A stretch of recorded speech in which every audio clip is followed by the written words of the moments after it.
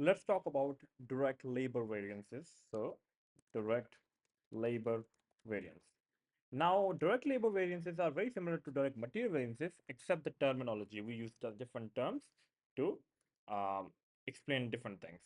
So, for example, I can show you a very easy way to understand direct labor variances.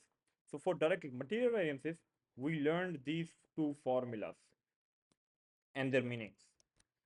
So I will just want to show you, like, if you don't really have to memorize two different sets of formulas and uh, things like that, you can just understand that the formulas are literally the same, except we are just changing the terminology. We are just adding some jargon on top of it. So in materials, we say price variance because that makes sense. What is the price per kilogram? But for labor, because we are trying to find price in hours, we say rate variance. So that means the term price changes to rate.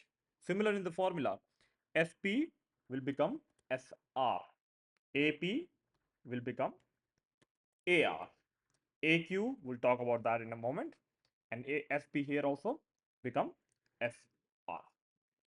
There you go. Now, let's talk about quantity variance. In labor, we don't say quantity, we say efficiency. Like, obviously, if you use less hours, you are more efficient. If you use more hours, you're less efficient. So here, this is actually called efficiency variance. So there we go. Now, in labor, we don't say quantity, we say hours. So instead of saying quantity here, we'll say actual hours. Similarly here, instead of saying standard quantity, standard hours, and actual quantity will convert into actual hours. Again, keep in mind, they still literally mean the same thing. Quantity means the total hours, instead of total kilograms.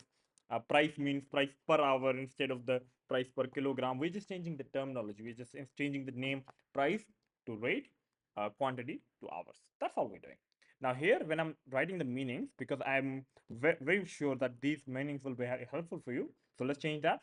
So standard price, let's convert it to standard rate, means how much price per hour we should have paid. Okay. So obviously I can call it rate. Let me call it rate. There we go.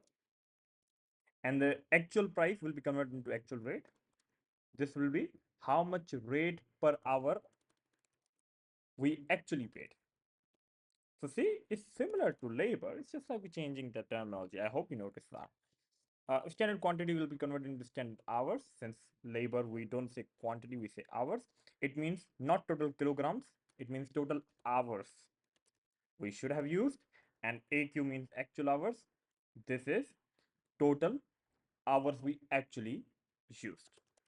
So that's all about the formulas of the labor variance. And now in the next video, we'll do a question.